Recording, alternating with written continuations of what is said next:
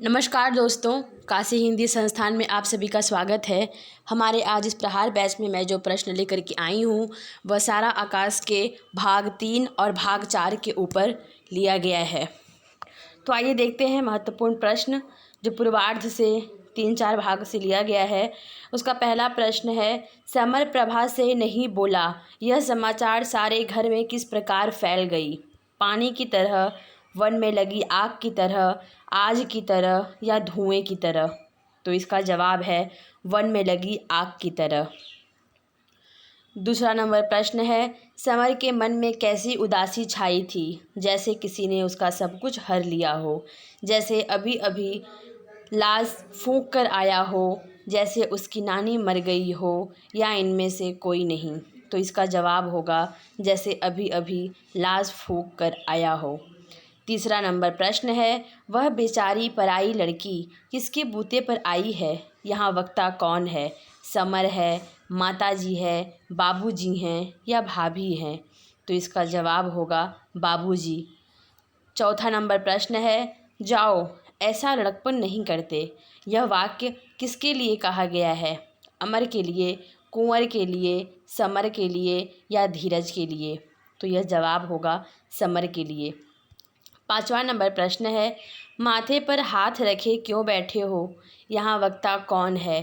प्रभा है, माताजी हैं, ठाकुर जी या बाबूजी हैं या मुन्नी है? तो इसका जवाब होगा ठाकुर जी यानी बाबूजी हैं।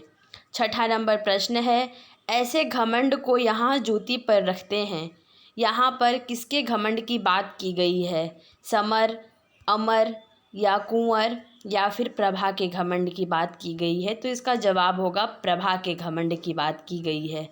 सातवां नंबर प्रश्न है, छोटी बहू बड़ी से ज़्यादा सुंदर, सलीकेदार और शिष्ट है, यहाँ वक्ता कौन है? माताजी, ठाकुर या साहब मुन्नी या गांव की महिलाएं? तो इसका जवाब होगा गांव की महिलाएं। आठवां नंबर प्रश्न है, समर की मौसी का क्या नाम है? पूनो या राधा या रमण या फिर वैजयंती? तो उनका नाम पूनो है। नौवां नंबर प्रश्न है, देखकर ही भूख में मुंह में पानी भर आया, मुहावरे का अर्थ क्या है? अधिक पानी पी लेना या भोजन अच्छा ना होना, लालच आना या अधिक स्वार्थी होना? तो इस मुहावरे का अर्थ है लालच आना। 10वां नंबर प्रश्न है, जरा कम ही डाल देती, दोबारा मांगने में कौन सी इज्जत जाती? किस वस्तु को कम डालने की बात हो रही है? घी या फिर दूध या चीनी या फिर नमक? तो इसका जवाब होगा नमक। 11वां नंबर प्रश्न है, एक तूफान की तरह आई और लहर की तरह चली गई, यहाँ तूफान की तुलना किससे की गई है? समर के जीवन की समस्या से, समर की पत्नी से, मुन्नी का मायका जाना या फिर भाभी और प्रभा के बीच झगड़ा? तो इसका जवाब होगा समर की पत्नी प्रभा से। 12वां नंबर प्रश्न है, पढ़ी लिखी लड़की के सिवा तूने और कुछ भी देखा? यहाँ वक्ता कौन है? समर है, बाबूजी हैं, माताजी हैं या मुन्नी है? तो इसका जवाब होगा माताजी हैं। 13वां नंबर प्रश्न है, ठाकुर साहब को कितने रुपए पेंशन मिलते हैं? 25 रुपये, 99 रुपये, 75 रुपये या 90 रुपये? तो इसका जवाब होगा 25 रुपये। 14 नंबर प्रश्न है, भाई साहब धीरज का वेतन कितना है? 150 रुपये, 110 रुपये, 99 रुपये या 100 रुपये? तो इसका जवाब होगा 99 रुपये। 15वां नंबर प्रश्न है, कुंवर किस कक्षा में पढ़ाई कर रहा है? 5वीं कक्षा में, 6वीं कक्षा में या फिर 8वीं कक्षा में या 10वीं कक्षा में? तो इसका जवाब होगा 6वीं कक्षा में। 16वां नंबर प्रश्न है, अमर कौन सी परीक्षा देगा?